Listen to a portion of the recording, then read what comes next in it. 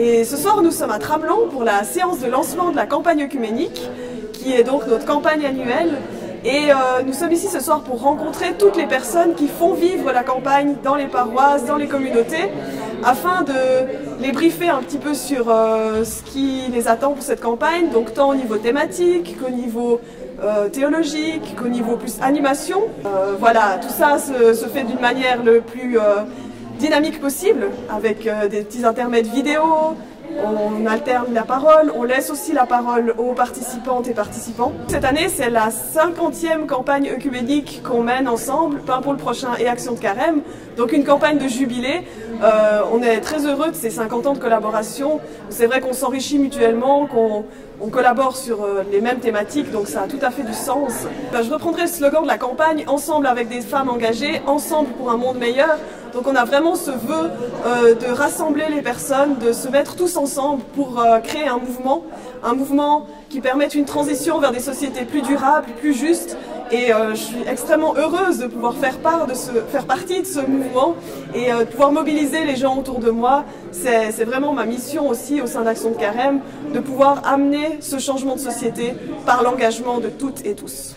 Pourquoi Tramelan ce soir? Parce qu'on fait des campagnes, des séances de lancement de la campagne œcuménique dans chaque canton. Jura et Berne sont rassemblés, donc on alterne.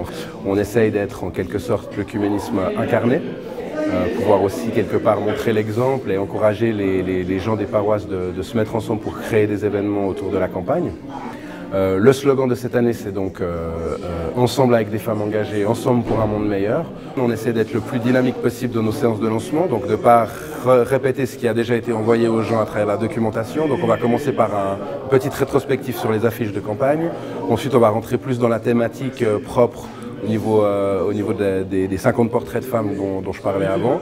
Ensuite, on aura un éclairage théologique de la pasteur de Port-Rentruy qui va nous faire un peu la vision à travers les textes bibliques. Donc les femmes jouent un rôle de premier plan dans l'économie mondiale.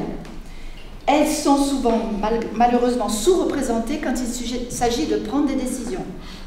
L'inégalité salariale entre hommes et femmes et la contribution de celle-ci n'est pas suffisamment reconnue dans la société.